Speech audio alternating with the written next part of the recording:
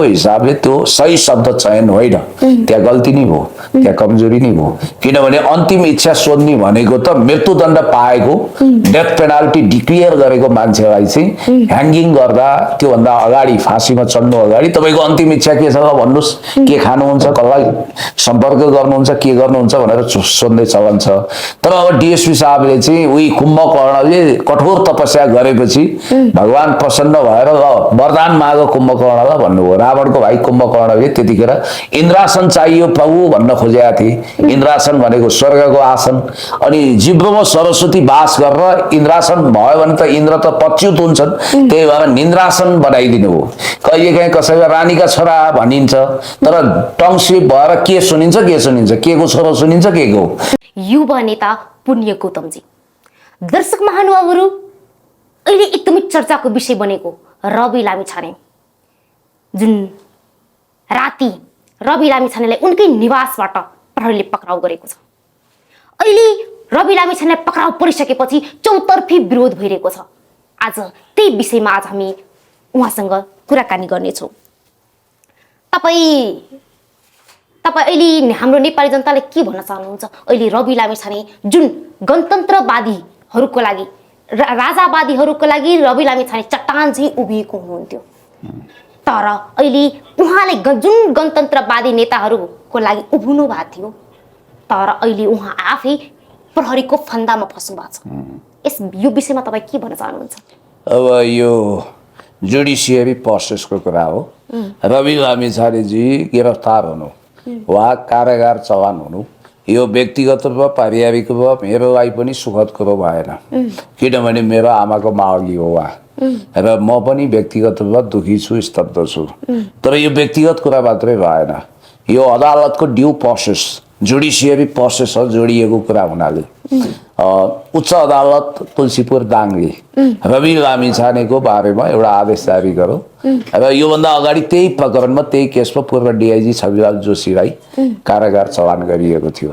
यो फैसलाको आधारमा होइन, आदेशको आधारमा जिल्ला अदालत पोखराले कास्कीले जुन ढङ्गको आदेश सुनाएको थियो, यो फैसला त कहीँ पनि आएको छैन। उहाँको 5 ठाउँको अदालतबाट सबै ब्याक टु ब्याक आदेश आएको, सबै ठाउँमा धरौटी खोलेको थियो। त्यो धरौटी कास्कीमा खोलेको कुराको विषयमा महान्यायाधिवक्ताको कार्यालय कास्की पुनरावेदनमा गयो, हाइकोर्टमा गयो। हाइकोर्टमा गइसकेपछि हाइकोर्टको विद्वान न्यायाधीश द्वय रमेश ढकालज्यू र स्वस्तिका सुवेदीको संयुक्त इजलासले रवि लामिछानेलाई पनि कारागार चलान गर्नुपर्छ भन्ने एउटा खालको आदेश सुनाइसकेपछि त्यो आदेशको कार्यान्वयन भएको, यसमा जङ्गलमा चितुवा कराउनु र खोरमा सिङ्गारी बाघको हराउनुको संयोग जस्तै हो। यसमा धेरै इमोसनल ड्रामाबाजी गर्नु हुँदैन।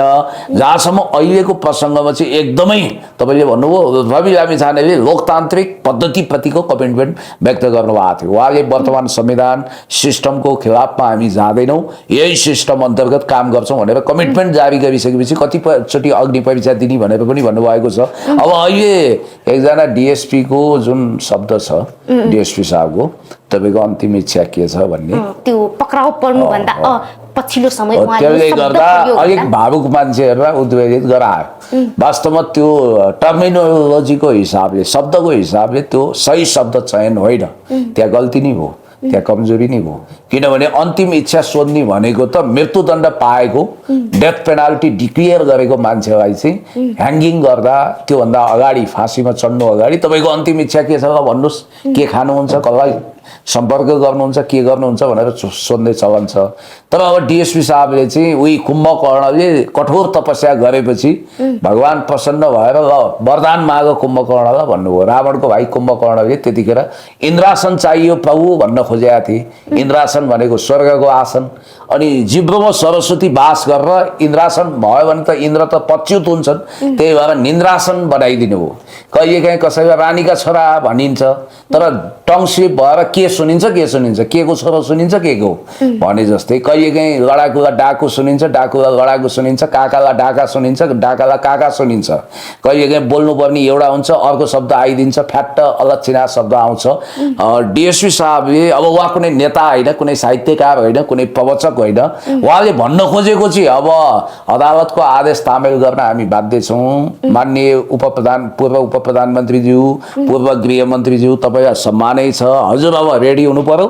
अब हामी तपाईँलाई लान आएका छौँ, तपाईँको आफ्नो इच्छाहरू जे छ त्यो परिपूर्ति गर्नुहोस्। अहिले अब जानुपर्छ, कारागार चलान हुने बेला हो, पूर्व पक्षको लागि जानुपर्छ। फेरि अदालतको के हुन्छ भने त्यो आदेश सम्भवतः 5-6 बजे जारी गरेर त्यो 1-2 घण्टा भित्रै एरेस्ट गर्नुपर्ने नियम हुन्छ, सरेन्डर गर्नुपर्छ। अनि अर्को कुरो के छ भने रवि लामिछाने आज बिहान एरेस्ट हुन्थे भने पनि उनको पदयात्रामा उनी जान पाउँदैन थिए, आज त जसरी पनि गर्नु पर्थ्यो। त्यसकारण यो रोइएको कुनै अर्थ छैन र जहाँसम्म डिएसपी खड्का ज्यूको अभिव्यक्ति छ त्यसमा उहाँले एक्सक्युज गर्नु होला। सत्य सेवा सुरक्षणको मन्त्र जप्ने देशभक्त बर्दिवाल नेपाल प्रहरीले यसरी गलत कुराहरू गर्दैन, नियत सही छ उहाँको। शब्द चयनमा त्यस्तो भयो, इन्द्रासनको ठाउँमा निन्द्रासन जस्तो भयो, त्यो कुराले हङ्गामा गर्यो, धेरै मान्छेलाई सनसनीखेज बनायो। उही रवि लामिछानेले पनि योभन्दा अगाडि एउटा एकदम इमोसनल वक्तव्यबाजी गर्नुभएको थियो। त्यहाँ चाहिँ उहाँले मलाई दासढुङ्गाको बाटो हुँदै लगियो राति राति भन्नुभएको छ। अब दासढुङ्गाको बाटोबाट त हामी कैयौँचोटि हिँडेका छौँ, जननेता कमरेड मदन भण्डारीको कार दुर्घटना परेको त्यही हो। त्यो अर्थमा उहाँलाई मदन भण्डारी जस्तै बन्नु नलागियो भन्ने आशय दिनु हुँदैन। रवि लामिछाने जस्तो परिपक्व मान्छे होइन, म प्रधानमन्त्री बन्छु भन्ने सपना देख्ने व्यक्तिले यति इमेच्योर कुरा गर्न पनि सक्दैन। र अर्को कुरो म तपाईँलाई के भन्छु भने तपाईँलाई म सम्झाउँछु, नेपाल प्रहरी जसले रवि लामिछानेजीलाई कारागार लिएर जान्छ, तपाईँ हामीलाई के चिन्ता हुन्छ र?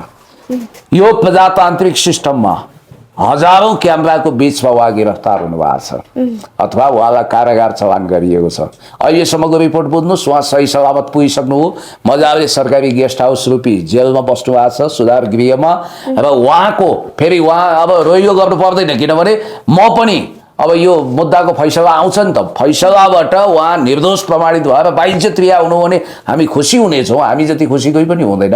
दोषी देखिनु हो, प्रमाण तथ्यले दोषी करार गर्यो भने उहाँको राजनीतिक जीवन पनि सिद्धिन्छ, द इन्ड हुन्छ। त्यो पार्टीको भविष्य के होला भन्ने बेग्लै कुरा छ। अब त्यस कारणले गर्दाखेरि रवि लामिछानेको विषयमा यो जुन ढङ्गको मिडियाबाजी भएको छ यो चाहिँ फगत प्रोपोगन्डा हो। अहिलेको अवस्थामा तपाईँले केही समय पहिला संसदभित्र पत्रकारले अहिलेको अवस्था हिटलर प्रणालीको हो भनेर केपी शर्मा ओली प्रधानमन्त्रीले भन्दैमा त्यसको भोलिपटक नै उहाँलाई सिंहदरबार छिर्नबाट रोक लगाइएको छ, उहाँमाथि कारवाही भइएको छ भनेपछि रवि लामिछानेलाई जुन डिएसपीले भन्नुभएको छ कि यो अन्तिम इच्छा तपाईँ के हो, उहाँको इमोसनमाथि, जनताको इमोसनमाथि आँच पुर्याउने काम गरेको छ, त्यो डिएसपीलाई पनि कारवाही हुनुपर्छ कि पर्दैन? तपाईँको त्यसमा के थाहा? राजनीतिमा इमोसन चल्दैन। डिएसपी भनेको भविष्यमा आइजी हुन लायक व्यक्ति, अनि यो डिएसपी भएको व्यक्तिले यो शब्द बोल्नु कतिको उचित? ए बाबा, कहिलेकाहीँ मुखबाट त्यस्ता शब्द, यो शब्द केपी शर्मा ओलीले पनि बुझ्नु पर्थ्यो नि कि जुन अहिलेको जुन पत्रकारले मलाई जस्तै सोध्नु भयो कि अहिले तपाईँको हिटलर प्रणाली हो भनेर जुन आक्रोशमा बोलेको छ भनेर माफी दिनुपर्ने। आनका तान फरक पर्यो। म गर्छु आग्राको कुरो, तपाईँ बुझ्नुहुन्छ आग्राको कुरो भने जस्तो हो। मैले तपाईँलाई कुरा बुझाउन सकिनँ कि तपाईँले धेरै बुझ्नुभयो, मलाई थाहा छैन। अब जहाँसम्म त्यो सम्माननीय प्रधानमन्त्री केपी शर्मा ओलीज्यूलाई प्रश्न सोध्ने पत्रकार साथी हुनुहुन्छ, उहाँ हाम्रो व्यक्तिगत चिनजानकै भाइ हो, साथी हो। उहाँले मेरो कैयौँचोटि इन्टरभ्यू दिनुभएको छ, किशोर श्रेष्ठ। उहाँले रिपोर्टिङ पनि गर्नुहुन्थ्यो र उहाँ नेकपा एमालेको तर्फबाट वडा अध्यक्षको पराजित उम्मेदवार पनि हो। यो कुरा नबुझौँ, अहिले एमाले भित्र हुनु नहोला बेग्लै कुरा हो। भाइको रूपमा मैले उहाँलाई माया नै गर्छु। तर सवाल के भने एडल्फ हिटलर भनेको के हो, पहिला उसको ट्र्याक रेकर्ड हिस्ट्री बुझ्नु पर्यो। एडल्फ हिटलर भनेको संसारमा पृथ्वीमा करोडौं मान्छेहरूको ज्यान जाने गरिएको द्वितीय महायुद्धको, सेकेन्ड वर्ल्ड वारको सबभन्दा खुङ्खार अपराधी हो, वार क्रिमिनल हो भने एडोल्फ हिटलरले नाजीवादको खाडो जगाएर जसरी ग्यास चेम्बर खडा गरेर करोडौं मान्छेको ज्यान लियो, के सम्माननीय प्रधानमन्त्री केपी शर्मा ओलीज्यूले हिटलरले जस्तो जातिवादको खाडो जगाएर नरहत्या, आम नरसंहार, होलोकास्ट म्यासेकर गरेको छ? छैन नि त। अनि अस्ट्रियामा जन्मिएको हिटलर जर्मन नागरिक भयो र उसले वितण्डा मचायो। धेरै फरक छ। हिटलर भनेको के हो त्यो बुझ्नु पर्यो। पहिलो कुरो, कुनै पनि देशको, अब मोदीलाई गएर तपाईँले सोध्नुहोस्, अन्त सोध्नुहोस्, नेपाल त मोर डेमोक्रेटिक कन्ट्री हो। यहाँ त प्रधानमन्त्रीलाई पनि खडे खडे सोध्न सकिन्छ। तपाईँलाई एउटा कुरा भनिदिउँ, अमेरिकाको राष्ट्रपति डोनाल्ड ट्रम्पलाई अनुमति बिना कुनै पनि जर्नलिस्ट गएर यदि इन्टरभ्यू लियो, त्यो एटेम्प मात्रै गर्यो भने कति कठोर सजाय छ त्यो तपाईँलाई थाहा छैन होला। म तपाईँलाई बुझाउन सक्छु। र तपाईँलाई फ्रेङ्कली स्पिकिङ यति कुरा भनौँ कि प्रधानमन्त्री भनेको पार्टीको मात्रै पेवा होइन।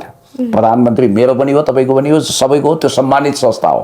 जस्तो उहाँ थाइल्यान्डमा जुन ग्लोबल समिटमा जानुभयो, साइड लाइनमा मोदीसँग पनि कुराकानी भयो, बाइल्याटरल नेगोसिएसन भयो, नेपालको नेसनल इन्ट्रेस्टलाई प्रोजेक्ट गर्ने गरी सम्माननीय प्रधानमन्त्रीज्यूले जसरी आई टु आई कन्ट्याक्ट गरेर मोदीसँग राष्ट्रिय हितको सन्दर्भमा कुराकानी गर्नुभयो नि, त्यो आफैमा अत्यन्तै उच्च उपलब्धि हो। र यता थाइल्यान्डको प्रधानमन्त्री संयोग के हो भने केपी शर्मा ओली जो 2008 सालमा जन्मिएको, फागुनमा जन्मिएको, त्यो हिसाबले उहाँ 73 वर्ष पुग्नु हो।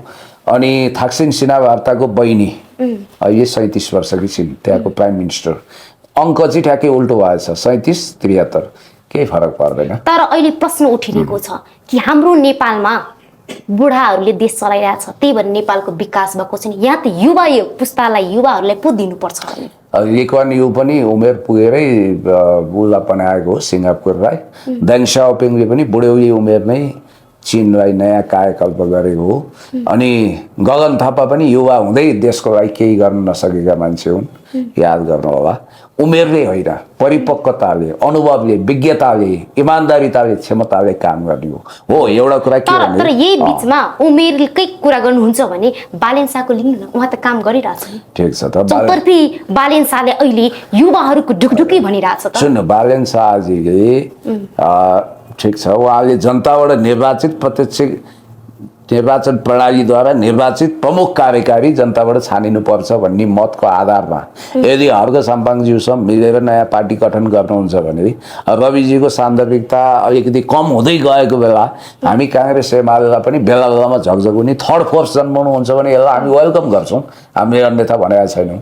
अनि उहाँले त सिधा सिधा अब पूर्व राजा पनि नभनिकन ज्ञानेन्द्र भनेर उहाँले जो पत्र काट्नुभयो त्यो हुलाक मार्फत पुग्यो, त्यहाँ चिठी बुझ्ने काम भएन।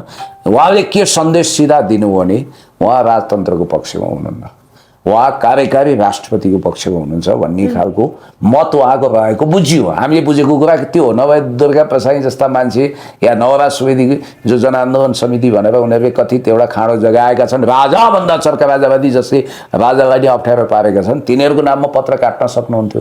खैर त्यो कुरा छोडिदिउँ। है तपाईँले महानगरपालिकाको उदाहरण दिनुभयो, सुनिताजी पनि त रबर स्ट्याम्प लाचार छाया त होइन, मेयर पछिको शक्तिशाली पदमा उहाँ हुनुहुन्छ सुनिता डङ्गोल। त्यसकारण यो जहाँसम्म सरोज गुरागाईको प्रकरण छ, उहाँ नेपाल सरकारको सहसचिव स्तरको काठमाडौँ महानगरपालिकाको प्रशासकीय कार्यकारी अधिकृत। तपाईँलाई एउटा कुरा भनौँ, नगर प्रहरी वास्तवमा कानुन त नियम त कार्यकारी अधिकृतकै मातहतमा चल्छ। हुन त उहाँ बालेनजी प्रति बढी वफादार देखिनु भएको छ, यो लुकेको छिपेको कुरा होइन। राजु पाण्डे उहाँप्रति नै लोयल देखिनुहुन्छ। म बालेनजीलाई कुनै पनि शुद्र टिक्का टिप्पणी गाली गलौज गर्न चाहन्न, उहाँले राम्रो गर्नुहोस्, बेनिफिट अफ डाउट दिएकै हौँ।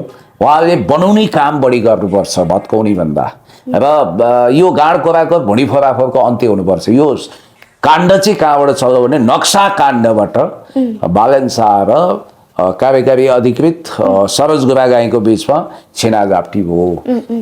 त्यो क्रममा 3 महिनादेखि कर्मचारीहरूले पैसा पाएको छैन, तलब पाएको छैन। त्यो त अब पर्सि सोमबार उनीहरूको खातामा जाँदैछ, प्रभु ब्याङ्कबाट उनीहरूको खातामा पुगिहाल्छ।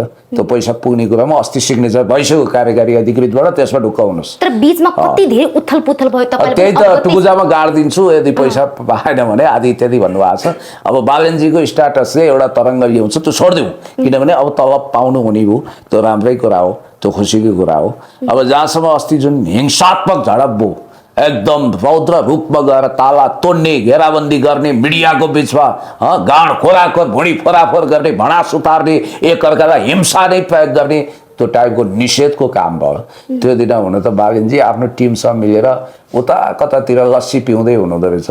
त्यहाँ चाहिँ उहाँको लेफ्टिनेन्ट बनेर एसएसपी नगर एसएसपी राजु पाण्डे खटिरहनु भएको थियो। त्यहाँ ताला तोडेर भने पनि प्रमुख प्रशासकीय अधिकृत पुग्नुभयो सरोज गुरागाई, उहाँलाई सुनिताजीले फुल दिएर स्वागत गर्नुभयो। अब यहाँनिर सवाल के हुन्छ भने माटोको घर ढुङ्गा, ढुङ्गाको घर माटो। तपाईँको शरीरमा मुटु जति जरुरी छ, फोक्सो कलेजो पनि त्यतिकै जरुरी छ। यदि बालेन शाह काठमाडौँ महानगरपालिका, it is not only metropolitan city, it is the capital city. यति पोल्युटेड छ, फेरि यहाँ त सरकारले पोल्युसन फैलायो भनिदिन्छन्। यो प्रकृतिको कुरा हो है साथीभाइ, हो, यसमा भ्रम पर्नु हुँदैन। अब कुन दिन राम्रो छ पानी पर्छ छ्याङ्ग होस्, अब अहिले खपि नसक्नुको पीडा पनि छ हामीलाई। संसारकै सबभन्दा पोल्युटेड सिटीको रूपमा काठमाडौँ छ।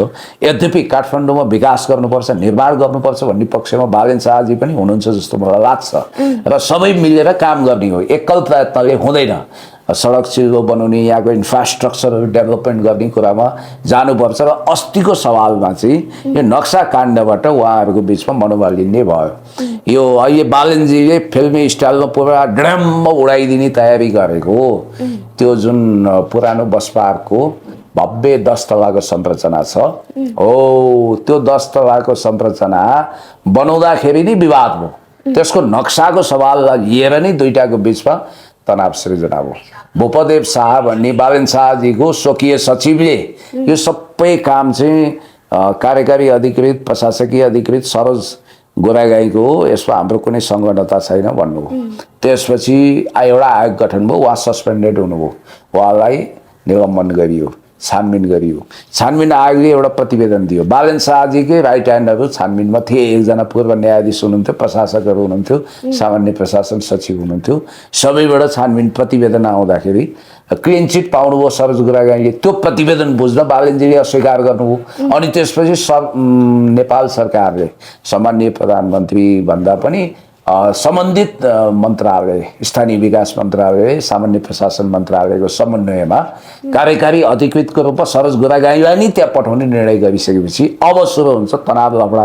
अब यहाँ समस्या के छ भने कर्मचारीलाई इग्नोर गर्न, महानगरपालिका चल्न नसक्ने अवस्था, विकास बजेट कार्यान्वयन गर्न नसक्ने, फ्रिज हुने अवस्था। उता कार्यकारी अधिकृतले यदि पोलिटिकल नेतृत्वको रूपमा रहेको क्याप्टेन अफ दि महानगरपालिका मेट्रोपोलिटन सिटी बालेन शाहजीलाई इग्नोर गरेर जान नसक्ने अवस्था। यो बिचमा गुड फेथमा संवाद हुनु पर्यो, नेगोसिएसन हुनु पर्यो, मनोमालिन्य अन्त्य हुनु पर्यो, र उहाँहरू मिलेर जानु पर्यो, र काठमाडौँ महानगरपालिकाको विकासको गति तीव्र हुनु पर्यो भन्ने हाम्रो भनाइ हो। एकदमै सही भन्नुभयो। तर अहिलेको अवस्थामा अहिले जुन थोरै म एक्स्ट्रा पनि जोड्न चाहे, जुन चैत्र 15 गते राजावादीहरूले आन्दोलन गर्नुभएको थियो, त्यति बेला जुन जनताहरूको आक्रोश सबैलाई अवगतै छ, कतिको आगजानी करोडौँको क्षति भएको थियो, त्यो आक्रोशले के बुझिरहेको थियो, ती जनताहरूमा कतिको आक्रोश छ, त्यो आक्रोशले स्पष्ट रूपले भनिरहेको छ कि अहिलेको गणतन्त्र प्रणालीबाट उहाँहरू सन्तुष्ट हुनुहुन्न भनेर। त विकल्प के त? म तपाईँलाई भन्छु, what is to be done? अब गर्ने के, सल्युसन के? जनताले आफ्नो रगत आँसु पसिना बगाएर देशमा एउटा प्रणाली स्थापित गरेको छ। यो प्रणालीका कर्ता धर्ताहरूसँग समस्या होला, तर प्रणाली आफैमा क्यान्सरयुक्त भएको छैन। अब जहाँसम्म त्यहाँ दुर्गा प्रसाई भन्ने एकजना सनकको भरमा चल्ने, आफूलाई बाहुबली डन सम्झने मान्छे, डन आयो डन, जहाँ फलाना भन् सही भा, उनी डङ डङ डङ डङ डङ जान्छन्, झन्डै प्रहरीमा किचेको अवस्थामा त्यहाँबाट फरार हुन्छन्। आज कहाँ छन् दुर्गा प्रसाई? आकाश पाताल, दुई पाताल, यत्र तत्र सर्वत्र, तीन त्रिलोक 14 भुवन जताततै खोज्दा पनि दुर्गा प्रसाई फेला परेका छैनन्। उनी नगरकोटको कुरा गरेर थानकोट पुग्ने मान्छे हुन्, तपाईँलाई थाहा छ। त्यसकारण दुर्गा प्रसाई र उनका सण्डमुसुण्डहरूले को कारणले त्यहाँ जुन क्षति हो, त्यहाँ गोली चल्नु हुँदैन थियो, अप्रिय स्थिति आयो। हामी पनि दुखी छौँ। दुईजना नेपाल आमाका हुनहार सन्तानहरू, एकजना पत्रकार, अर्को एकजना महर्जन भाइको शहादतको, सुरेश रजकको फ्यामिली अहिले स्तब्ध छ, सबिन महर्जनको फ्यामिली पनि स्तब्ध छ। खोइ कुन्नी एउटा घरको सिक्री हराएको मान्छे रहेछ, ऊ मालामाल भएछ। अब यस्तो छ होइन। ऊ हाम्रो कुन कुन भाइ बहिनीहरू तिग्रा देखाएका छन्, के देखाएका छन्, आता मरी मरी मरी मरी वा हेर्नुहोस् भनिरहेछन्। अब यो तमासा रमिता आदि इत्यादि आफ्नो ठाउँमा होला, तर कुरा के हो भने तपाईँले अब देशलाई सधैँ हिंसा र अशान्तिको कोलाहलको मैदान बनाउने, यो बनाउनु हुँदैन। देशमा अमन चाहिन्छ, शान्ति चाहिन्छ, स्थिरता चाहिन्छ, विकास चाहिन्छ। हो, राजा भन्दा चर्का राजावादी म एउटा कुरा सम्झना गराउन चाहन्छु। तपाईँहरूको लागि कम्फर्ट जोन यही संविधानमा छ क्या, दायाँ बायाँ नजानुहोस्। राजा चाहिन्छ भन्ने लाइक माइन्डेड पार्टीहरू एउटै पार्टी बनाइदिनुहोस्। राप्रपा एक्लै त बिचरा गरिब खालको 5औं पार्टी छ। अब उहाँ अब हेर्नु होला केही समयपछि उता रूपन्देहीमा भएको चुनाव पनि हार्दैछ, एक सिट उल्टै गुमाउँदैछ। दीपक बोहराको उपनिर्वाचन त्यो ठाउँमा हुँदैछ, दीपक बोहराको ठाउँमा त्यो ठाउँको एक सिट पनि उसले गुमाउँदैछ। यो मेरो भविष्यवाणी हो, लेखेर राख्नुहोस् भने राप्रपा त झन्झन जनताबाट कटिरहेको पार्टी हो। अब बिचरा आफै त महादेव उतानो टाङ कसले देला बर। अब ज्ञानबहादुर शाहीलाई हिजो एमाले अवस्थितमा जितायो काङ्ग्रेस एमाले, अब उसलाई कसले जिताउने। अब लिङदेन र त्यही दीपक बोहरालाई पनि एमालेको भोटले जिताएको, अब त्यो सिट पनि गुम्छ। त्यस कारणले मैले भन्न खोजेको यो संविधानले तपाईँलाई क्रिएट गरेको कम्फर्ट जोनमा छिर्नुहोस्। त्यो भनेको के भने यो संविधानले हुन त हेर्नुहोस् यहाँ कस्ता सांसदहरू छन् भने उही डिलिराम खनालले एकजना ज्ञानेन्द्र शाही भन्ने सांसद ज्ञानबहादुर शाहीलाई तपाईँले नेपालबाट एसएलसीमा प्लस टू गरेको भने देखाउनुहोस् त तपाईँको डकुमेन्ट हेरौँ भनिरहनु भएको छ। उहाँले देखाउनुहुन्न। हुँदा अस्ति पार्लियामेन्ट्री रिपोर्टिङ गर्ने हाम्रो साथीभाइहरूलाई चकित पारेछन्। र धारा 274 तपाईँहरू पढ्नुहुन्न सांसदको सुविधा सम्बन्धी हाम्रो संसदीय रिपोर्टिङ गर्ने भाइ बहिनीहरूले राखराख्ती पारेछन्। तपाईँ गणतन्त्रको सत्ताबाट भत्ता खाने अनि ठुला कुरा गर्ने भन्दाखेरि उनले धारा 274 पढ्नु भन्नुभएको छ। अब धारा 274 र सांसदको सेवा सुविधा सम्बन्धी स्पष्ट छ भनेर उहाँले जो भन्नुभयो त्यसबाट उहाँको बौद्धिक दरिद्रता, इन्टेलेक्चुअल कन्स्टिपेसी र लिटिरेरी डायरिया प्रष्ट देखियो। तपाईँलाई मैले भनिहालौँ धारा 274 मा नेपालको नेसनल सोभरेन्टी, टेरिटोरियल इन्टिग्रिटी र इन्डिपेन्डेन्सी, राष्ट्रिय सार्वभौमसत्ता, अखण्डता र भौगोलिक स्वतन्त्रताको विषयमा व्याख्या छ। उहाँलाई त्यति पनि जानकारी छैन। त्यसकारणले कुण्ड पानी मुण्ड बुद्धि यिनीहरूको विषयमा धेरै कुराकानी नगरौँ।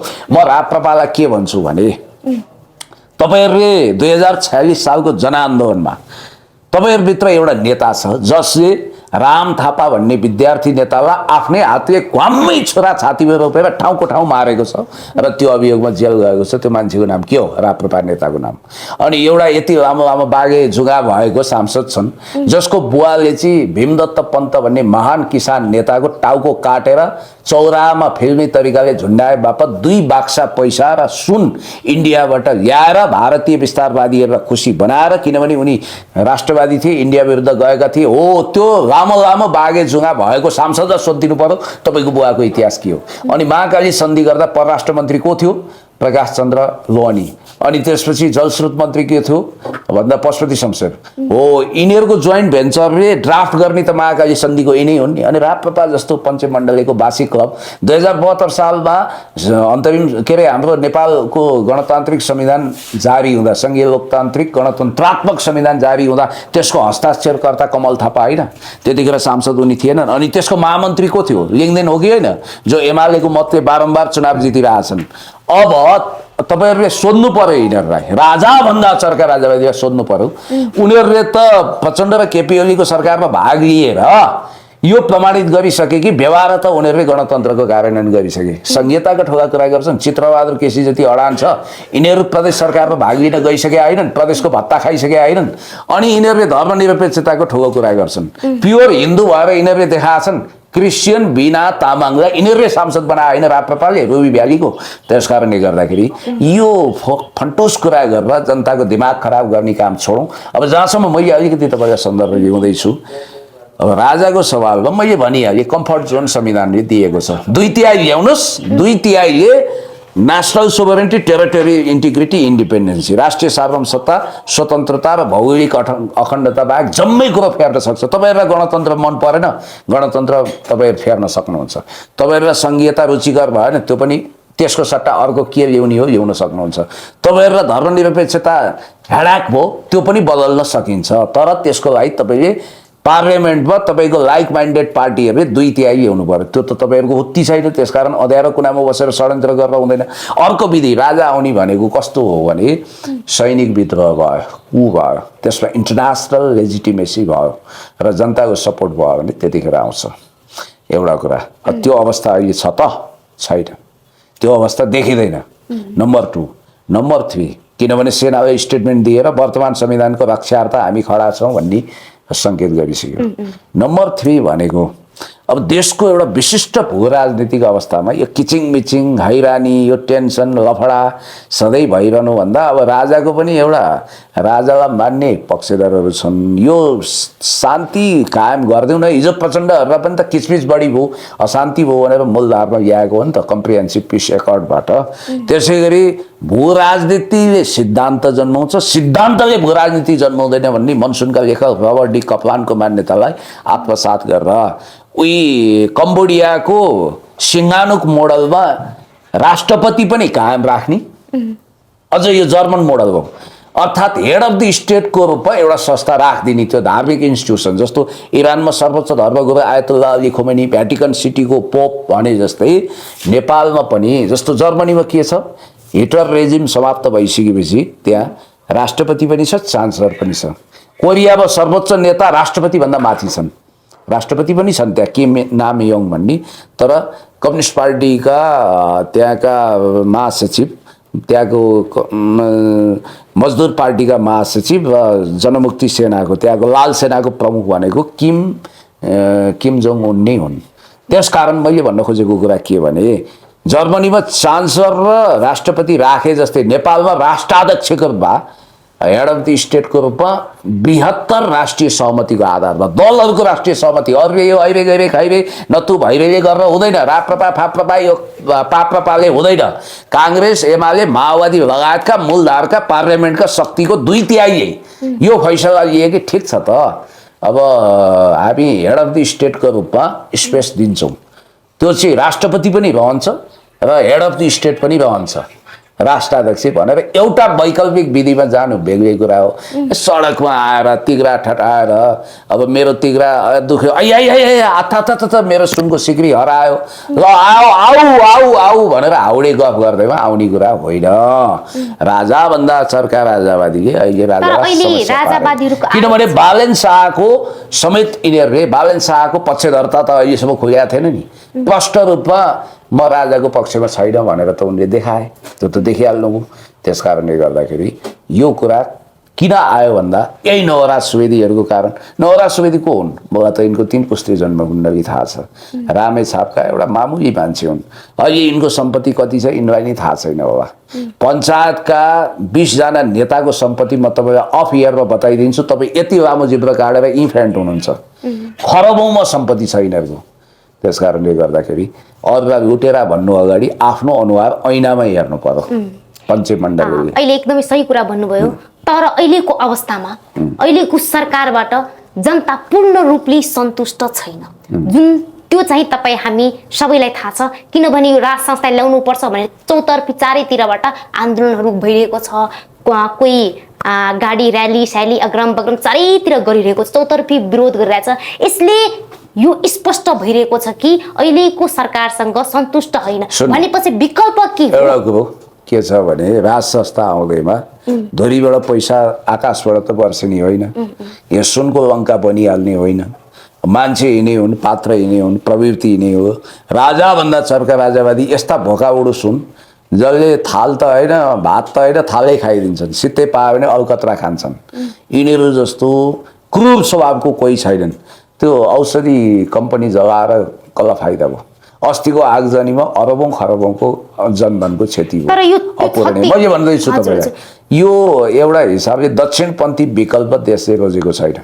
नेपालमा अहिलेको यथास्थितिवादी लोकतान्त्रिक पद्धतिभन्दा एक स्टेप अगाडि बढेको समाजवादी प्रणाली जहाँ जनतालाई खाना नाना छाना घाँसपास कपास शिक्षा स्वास्थ्य सुरक्षाको प्रत्याभूति हुन्छ, शिक्षा र स्वास्थ्यको राष्ट्रियकरण हुन्छ। हामी योभन्दा पछाडि रथ फर्काएर हामी रमाउन सक्दैनौँ। त्यस कारणले गर्दाखेरि स्पष्ट रूपमा सुस्पष्ट रूपमा हामीले गर्ने के हो भने शान्तिका परेवा उडाएका हौँ। अब हामी हिंसाका बारुदहरू गनाओस् भन्ने चाहँदैनौँ। अब यस्तो स्थिति नआओस् कि यहाँ हामीले 4वटा क्यामेरा लिएर इन्टरभ्यू गरेका छौँ, ऊ यहाँ तल पुलिस आएको हुन्छ। तपाईँहरूले यो अवस्था भोग्नु नै भएको छैन। साइकाल के थियो भन्ने यो त अझ मिडिया, यो त पत्रिका होइन, पत्रिकामै त्यसरी आउँथ्यो। अब यहाँ सिभिल ड्रेसमा अथवा बुट बन्दुक लिएर यहाँ बसेर इन्टरभ्यू गर्न लगायो भने तपाईँले कति सोध्नुहुन्छ, मैले के जवाफ दिने? अनि त्यसपछि तपाईँको क्यामेरा थुत्यो भने त्यो दिन ल्याउनको लागि आजको सोसियल मिडिया अगाडि नबढोस्। सबभन्दा पहिला तानाशाहीले हान्ने भनेको मिडियामा हो। एउटा कालो कोट लगाएर के अन्टसन्ट मेरो अफिसमा राजावादी कोही पनि नआउनु, अनि गणतन्त्रवादीमा मात्रै एलाउ छ, अनि मलाई भोट पनि हाल्नु पर्दैन भनेर एउटा केटो उफ्रिँदै थियो। 4 वर्ष अगाडि रातो पर्दा टिभीमा लोकतान्त्रिक गणतन्त्रमा एक विकल्प छैन भन्दै थियो। अहिले त कता कताबाट एउटा महानुभावले दुर्गा प्रसादले 50,000 तलब दिन्छन्, त्यसैको पछाडि दौडिन्छ भन्छन्। अर्को एउटा कहाँबाट कराउँदै थियो चुनाव ताका पनि के को राजतन्त्र आउँछ, राप्रपाले ल्याउनै सक्दैन। अब राजा ज्ञानेन्द्र र पारसलाई पनि मारिसँग गाली गर्दै थियो यो राज पारसलाई। त्यही मान्छे ठुलो कुरा गर्छ। राजा आउँदैन यो देशमा, बाजेले घिउ खाए हातमै रसुङ भन्ने जमाना अन्त्य भयो। सङ्घीय लोकतान्त्रिक गणतन्त्रलाई नै लिपिबद्ध गरेर यसलाई नै स्थापित गर्नुपर्छ भनेर साझा विवेकशील भन्दै एउटा सेतै हिउँझै कपाल फुलेको, जसले कुनै समय यो देशलाई भारतीय छाता मुनि भए के हुन्छ भनेर बिबिसीमा डिबेट गर्थ्यो, त्यो पनि अब चर्को राजावादी भएछ। राजाभन्दा चर्का राजावादी नै राजाका समस्या हुन्। यिनीहरू तात्पर्य तिवारी नत्र गोतामे हुन्। एउटा कुरो म तपाईँलाई भन्छु, सडकमा आएर वितण्डा गरेर फाइदा गल्ला छ, भाइ फुटे गवार फुटे। अनि ऊ त्यो एउटा दुर्गा प्रसाई भन्नेले त यो देश चलाउन सकिँदैन भने भारतमा विलय गरिदिउँ भनेर इन्टरभ्यू दिन्छन्। भनेपछि यी मान्छेहरू कहाँबाट सञ्चालित छन्, कुन मनोदशामा छन्, यिनीहरूसँग योजना के छ, भिजन के छ, मिसन के छ। आन्दोलन त्यस्तो हुन्छ र भन्नुहोस् त, त्यति धेरै रक्तपात भयो, त्यति धेरै हिंसा भयो, तोडफोड भयो, वितण्डा भयो, त्यसको परिणाम के भयो? केही पनि आएन। अहिलेको अवस्थामा जुन हिंसा भयो, जुन तोडफोड भयो, यो सबको रणनीति हो, षड्यन्त्र हो भन्दै हुनुहुन्छ राजावादी। हुन्छ, अब त्यो जुलुस पनि गणतन्त्रवादीले खडा गरिदिए होला, अनि त्यो प्रसाईका जमातहरू पनि त्यसै गरी आयो होला। झुटो बोल्नुको पनि सीमा हुन्छ नि। यति झुट नबोल्नुहोस् कि जुन कुरो जनतालाई हास्यास्पद आओस्। त्यस कारणले गर्दाखेरि को हिंसात्मक छ, अनि त्यहाँ उसमा औषधि कम्पनीमा आगो झोस्ने को, भाटबटिनीमा चोरी गर्ने को, हुँदा हुँदा एकजना अमेरिकाबाट पिएचडी गरेको महानुभाव राजसभामा डुल्दै हुनुहुँदो रहेछ। अब तीर्थाटन गर्नुपर्ने उमेरमा कहाँ गएर रेड लेभल हो कि ब्लू लेभल खल्तीमा हाल्दा हिँड्नु भएछ बिचरा विनाशकाले, विपरीत बुद्धि। मलाई दया पनि लाग्यो। मैले भन्न खोजेको कुरा के भने, यो खालको अतिवाद देशलाई टलरेन्ट हुँदैन। मैले भनिहालेँ, व्यक्तिगत रूपमा म राजा ज्ञानेन्द्रलाई अनर गर्छु। मैले भनिहालेँ मानवीय हिसाबले, होइन। भाग्यले साथ दिएर 2 चोटि शिरमा सिरफेज पनि पर्यो। र मैले फेरि पनि भन्दैछु, भू राजनीतिक कारण मूलधारका दलहरूले अभूतपूर्व राष्ट्रिय सहमति गरेर त्यसमा सेना र अन्तर्राष्ट्रिय समुदायको टाँचा लाग्यो अथवा उनीहरूको स्वीकृतिको टाँचा लाग्यो भने मान्छेले गर्ने परिवर्तन हो। एक खालको स्पेसका कुराहरू त्यस बेला चल्न सक्छन्। त्यसको लागि चाहिँ एमाले, काङ्ग्रेस, माओवादी लगायतका मूलधारका शक्तिहरू, इभन राष्ट्रसभा पनि पार्लियामेन्टमा भएका दलहरूको अभूतपूर्व 2/3 कमसेकम सहमति हुनुपर्छ। अब त्यो अवस्था यिनीहरूले ल्याउन दिए त दिएनन् नि त। अब दलहरू र राजाको बिचमा भएको सामान्य समझदारी पनि भत्काउने काम यिनीहरूले गरे। राजा ज्ञानेन्द्रलाई त भ्रममा राखिरहेछन्। त्यस कारणले गर्दाखेरि मलाई जहाँसम्म लाग्छ, अब यो के हुन्छ भने एकचोटि प्रेममा धोका खाएको मान्छे चाहिँ हरेक केटीलाई प्रेमिकाको इमेजमा देख्न चाहन्छ। यो केटीबाट मेरो जीवन चल्छ कि, यो राम्री रुक्मिणी राम्री हो कि, राधा राम्री हो कि, अथवा यो मेनका राम्री हो कि, प्रियङ्का राम्री हो कि, को राम्री हो, त्यसलाई देखे पनि लप पर्ला जस्तो हुन्छ, उसलाई देखे पनि लप पर्ला जस्तो हुन्छ। अहिले जसले जुलुस लिएर आए पनि यसैले क्रान्ति र ऊ गर्छ कि भन्ने खालको भ्रममा बिचरा भाइ बहिनीहरू छन्। यो भ्रमको मायाजालबाट मुक्त भएर अब राष्ट्रमा हो समस्याहरू छन्, हाम्रो पद्धतिमा समस्या छ, हाम्रो सोचाइमा समस्या छ, हाम्रो कार्यप्रणालीमा समस्या छ। भ्रष्टाचारलाई अन्त्य गर्न हाम्रो ऐन कानुन नै काफी छन्, त्यसको कार्यान्वयन हुनु पर्यो नि त। अपराधलाई नियन्त्रण गर्ने यही ऐन कानुन कार्यान्वयन गर्दा पनि पुग्छ। त्यस कारणले रवि लामिछाने यसमा एक हिसाबले अस्ति उनले जुन प्रष्ट रूपमा भने यही सिस्टमप्रति हामी प्रतिबद्ध छौँ भनेर, हेरौँ उनको प्रतिबद्धता पनि अगाडि बढोस्। म अन्तिममा यति भन्छु, सायद तपाईँले थप प्रश्न राख्नु नपरोस् कि अहिलेको सिचुएसनमा तपाईँको अन्तिम इच्छा के छ भनेर। अहिले त फेसन बनेछ यो अन्तिम इच्छा भनेको चाहिँ कृपया यसरी सोध्ने काम नगरौँ। यो अलक्षिणा प्रश्न हुन्छ र यो अन्तिम इच्छा भनेर सोध्ने जो प्रहरी अधिकृत हुनुहुन्छ, डिएसपी भनेको भोलिको आइजी हुनसक्छ, वेटिङ आइजी हुनसक्छ, 15-20 वर्षपछिको, 20 वर्ष 25 वर्षपछिको। उहाँले बाणीमा संयमता ल्याउनु पर्यो र हाम्रो एकदमै कर्तव्यनिष्ठ नवनियुक्त आइजी साहब हुनुहुन्छ दीपक थापाज्यू, उहाँ वास्तवमा फेयर हुनुहुन्छ। उहाँले प्रहरी सेवालाई एकदमै प्रोफेसनल बनाउन अझ थप योगदान गर्नुहुनेछ र वास्तवमा यसरी बोल्दाखेरि अब पब्लिकमा गएर बोलेको भाषण गरेको अनुभव हुँदैन प्रहरीलाई। हाम्रो त कहिलेकाहीँ टङ स्लिप हुन्छ, काका भनिएको ठाउँमा छिटो छिटो बोल्दा ढाका भइदिन्छ। त्यस कारणले यो कुरा विचार गर्नुपर्छ। अन्ति हस् त, थ्याङ्क यू सो मच। र तपाईँलाई धेरै धेरै धन्यवाद। र तपाईँसँग मेरो फर्स्ट टाइम इन्टरभ्यू हो। तपाईँमा एउटा खालको ऊर्जा छ, जोस छ, जागर छ।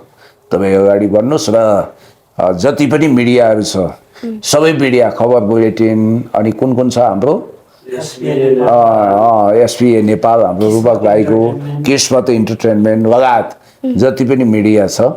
र मेरो यहाँ नारायणजी हुनुहुन्छ साथी, खै यहाँ छेउमा आउनु त, उहाँ पनि आउनु भएको छ। ल हामी सबैको नयाँ वर्षको लागि होइन नारायणजी, ल हार्दिक मङ्गलमय शुभकामना तपाईँहरूलाई। ल wish you all the best. Thank you so much. राजतन्त्रदेखि बहुदलीयदेखि प्रजातन्त्र, लोकतन्त्र, गणतन्त्र, खै हामी गरिब निमुखा जनताले देखिन कुनै तन्त्र। दर्शक महानुभावहरू, साँच्चीमै कुनै पनि व्यवस्था, कुनै पनि तन्त्र, कुनै पनि प्रणाली गलत हुँदैन। त्यसमा त्यो चलाउने शासक बरु गलत हुन सक्छ। भनेपछि हामीलाई यो व्यवस्था प्रणाली नै चेन्ज गर्नुभन्दा पनि राम्रो हामी यहाँका शासनवादीलाई चेन्ज गरौँला। हामी यही गणतन्त्र प्रणालीलाई अझ राम्रो, बेस्ट बनाउनु पर्छ। राजतन्त्र पनि हामी देखेकै हो नि, बहुदलीय पनि देखेकै हो, पञ्चायतकाल पनि देखेको हो, लोकतन्त्र गणतन्त्रसम्म पनि हामी देखेको हो। भनेपछि अब बारम्बार हामी प्रणाली परिवर्तन गरे, व्यवस्था परिवर्तन गरे, हरेक व्यवस्था परिवर्तनले हाम्रै नेपाली सन्तानको ज्यानको आहुति माग गरेको छ र हामी दिएका पनि छौँ। अब कति दिनसम्म हाम्रो नेपालका युवा युवतीहरूले व्यवस्था परिवर्तन गरिराख्ने हो र ज्यानको आहुति दिइराख्ने हो? कति दिनसम्म र कहिलेसम्म यसरी रहिरहने हो? यो समस्याको समाधान होइन। हामी तपाईँ जाग्नुहोस्, सही समयमा सही डिसिजन लिन सिक्नुहोस्। चुनावको बेलामा सही नेतालाई छनौट गर्नुहोस्। नेता सही सत्तामा पुग्यो भने देश उन्नति प्रगति हुन्छ। त्यही भएर व्यवस्था परिवर्तन भन्दा पनि तपाईँ परिवर्तन हुनुहोस्, म परिवर्तन हुँला। हाम्रो नेपाली जनता परिवर्तन भयो भने नेपालमा उन्नति प्रगति 100% हुन्छ। यतिकै भन्दै हजुरको माझबाट छुटिन चाहे। Thank you so much.